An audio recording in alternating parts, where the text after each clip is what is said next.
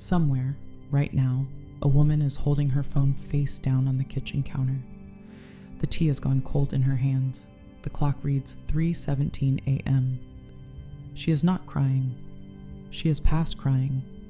She is doing the thing she has done 1,000 times now, running the timeline backwards in her mind, searching for the exact moment the bridge collapsed, the precise frame where his eyes changed, where the man who, only weeks ago, whispered that she felt like home, turned and walked into the fog. And here's the question she cannot ask out loud. Not to her therapist, not to her friends, not even to herself in the mirror. If he feels it too, why does he run from it?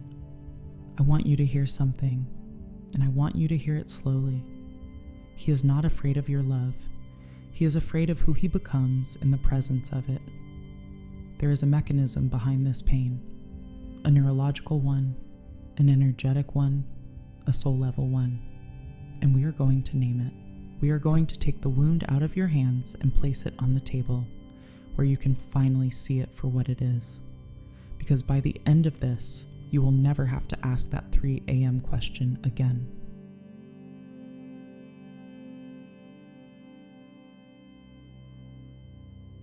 Somewhere in the quiet hours, a woman is trying to solve a math problem that has no solution.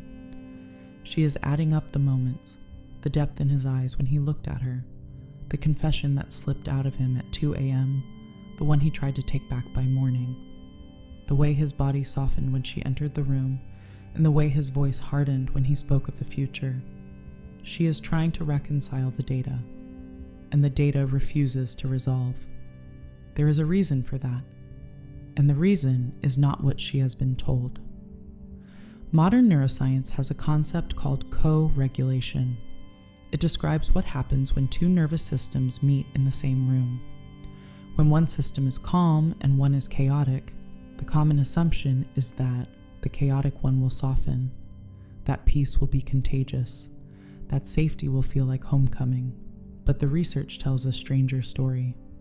When a nervous system has been shaped by early inconsistency, by a mother who was loving on Tuesday and cold on Thursday, by a father who disappeared without warning, by a home where affection was currency and not climate, that system learns to associate warmth with what comes after warmth.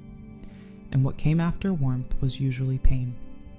So when your love arrives steady, unflinching, asking for nothing in return, his body does not read it as relief. His body reads it as the opening chapter of a story he has already survived too many times. The quieter your love, the louder his alarm. The safer you become, the more unsafe he feels. This is not metaphor. This is cortisol. This is a vagus nerve going into shutdown. This is the freeze response, which from the outside looks exactly like indifference, and from the inside feels like drowning in slow motion. Carl Jung gave us another piece of this puzzle, and it fits into the first piece with unsettling precision. He spoke of the anima, the inner feminine every man carries inside him. In a culture that teaches boys to bury tenderness beneath performance, to trade softness for survival, to confuse emotional avoidance with strength, that inner feminine gets exiled. She is locked in a room deep inside him, and the key is thrown into the ocean of his unconscious. He spends decades building a life that never has to hear her knocking. And then you walk in. You are not simply a woman he finds beautiful. You are the living form of everything he has buried inside himself. Your openness is a mirror held up to his closure. Your capacity to feel is a mirror held up to his numbness. Your willingness to stay present is a mirror held up to the parts of him that learned long ago to leave the room before anyone could leave him first. To be loved by you is not just to be seen, it is to be seen through. And for a soul that has organized his entire identity around not being seen, visibility does not feel like love. It feels like being asked to die. This is why ordinary relationships are easier for him. With other women, he can manage the frame. He can curate the image. He can offer the polished version and keep the unpolished one locked away. With you, the curation does not work. You feel him before he speaks. You sense the shift in his energy across cities, across oceans, across silences. The mask that has kept him safe his entire adult life dissolves in your presence, and he did not give it permission to dissolve. His soul recognizes you as home, and his nervous system recognizes you as the end of the only self he knows how to be. So he withdraws. He pulls back. He goes cold, or he goes quiet, or he picks a fight over something that was never the real thing. And you, standing on the other side of this, interpret his retreat as a verdict on your worth. You ask yourself what you did wrong. You replay the last conversation. You edit yourself smaller, softer, more palatable, hoping a different version of you might be easier for him to stay near. But hear this clearly. His withdrawal was never a statement about you. It was a confession about his own capacity. It was his nervous system telling the truth his mouth cannot yet form, that he feels it, that he knows what you are, and that he does not yet have the internal architecture to hold something this real without it dismantling him first.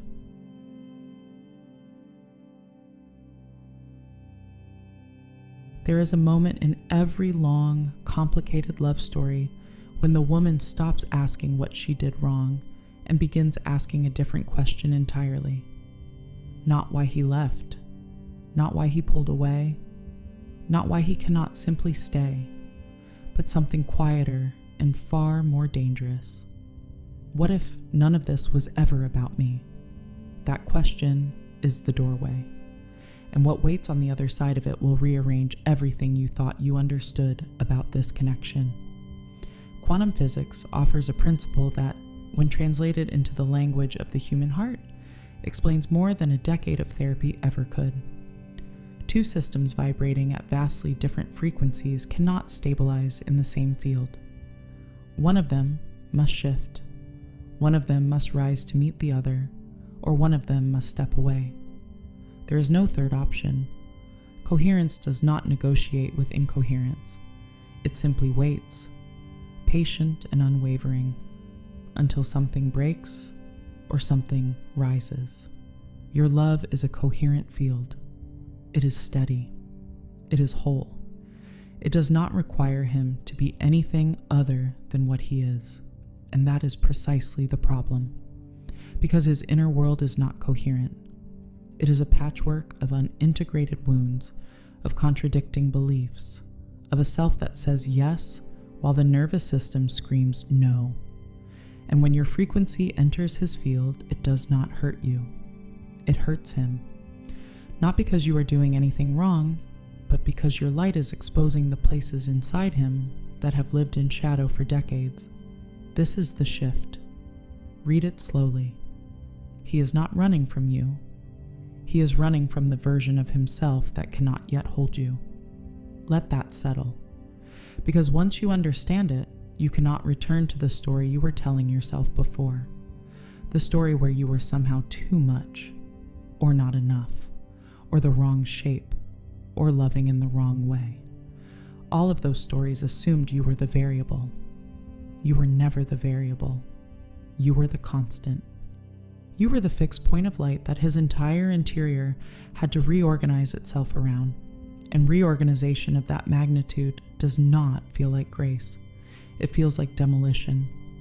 There is an older layer to this, and it asks something of you that most teachings will not say out loud. The soul contract between the two of you was never written for him to arrive fully formed. It was never written for him to recognize you and simply step into the life you imagined together. The contract was more radical than that, and more lonely. Your frequency was designed to be the initiation. Your presence was designed to be the catalyst that makes his eventual becoming possible. You were never meant to be the destination. You were meant to be the threshold he cannot uncross. But here is the line that must be carved into the center of you. His initiation is not your responsibility to complete. You are the gravitational event. You are not the landing pad. You are not the rehabilitation center. You are not the waiting room where he gets to postpone his own becoming while you hold vigil for a man who has not yet agreed to be born. Your role in his awakening was to arrive. It was never to wait. This reframe is the exit from suffering. Not because it gives you a happy ending, not because it promises he will return, but because it returns something to you that you did not realize you had handed over. It returns your own centrality in your own life. It takes you out of the role of the one being chosen or unchosen and places you back where you always belonged, at the center of your own story, radiating outward, magnetic by design, sovereign by nature. There is a word for the woman who lives from this understanding, and she is older than the twin flame teachings, older than the word twin, older than the word flame. She is the sovereign feminine. She does not withhold her love to punish. She does not pour her love to earn. She does not perform smallness to keep a man comfortable, and she does not perform largeness to prove she has outgrown him. She simply is the love, and she walks her path whether he follows or not. This is the woman his soul came here to meet, not the one who waited, not the one who shrank, the one who rose, and in rising became the invitation his nervous system could either rise to meet or lose entirely. Both of those outcomes are sacred. Both of them are you, returning to yourself.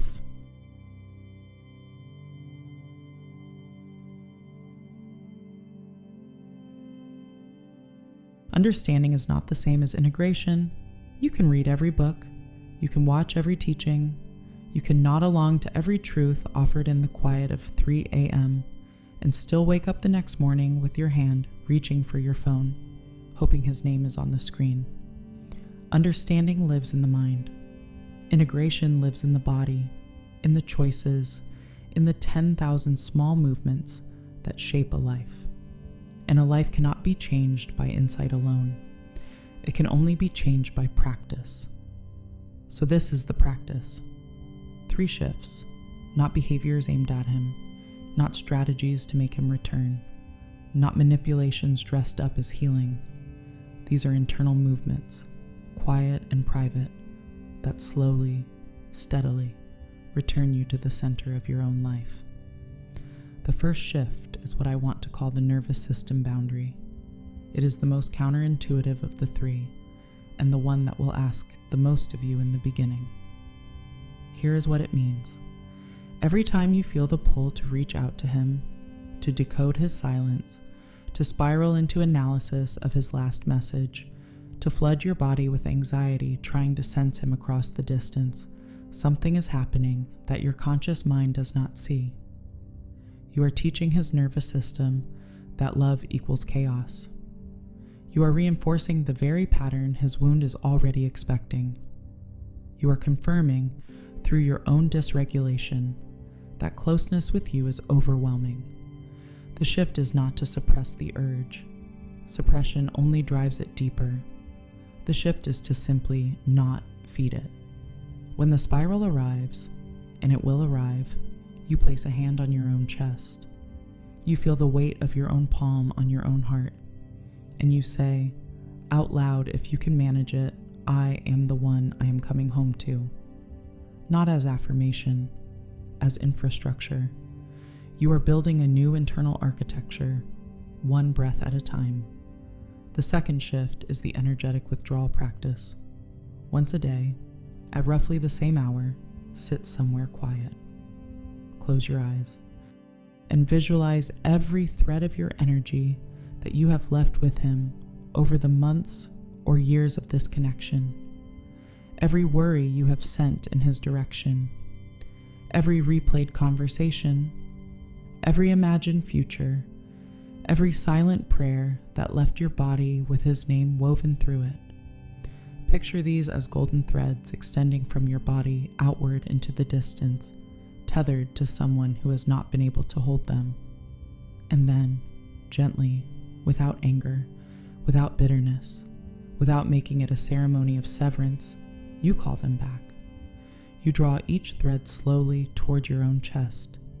You let them gather there, warm and reclaimed. You are not abandoning him by doing this. You are not closing your heart. You are simply returning to yourself what was only ever on loan. And the paradox, the one almost no one will tell you, is that this is the only thing that creates the energetic space in which his nervous system can actually begin to register safety, because he cannot feel your love when you are drowning in it alongside him. He can only feel it when you are standing on your own shore, whole and radiating. The third shift is the sovereignty inventory, and it is the most concrete of the three. Take a single page.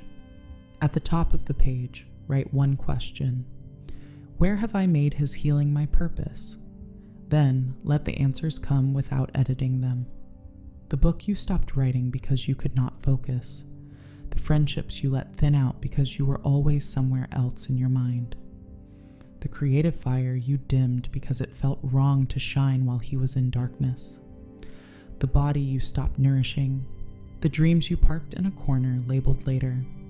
The version of your own life you put on hold while you kept vigil for his becoming. Every item on that page is a piece of your life force that you have quietly loaned to a journey that was never yours to walk in his place. And every piece you reclaim becomes fuel for the woman he will either rise to meet or lose forever. Both outcomes are acceptable. That is the secret. Both outcomes are a win for your soul. Understand what these three shifts are and what they are not. They are not manipulation tactics dressed up in spiritual language. They are not strategies designed to trigger his return. They are simply the natural unforced behaviors of a woman who has remembered something the world spent years trying to make her forget.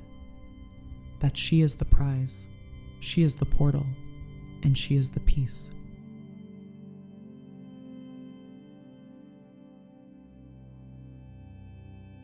So I want to leave you with a question, not to answer tonight, just to carry with you into the quiet.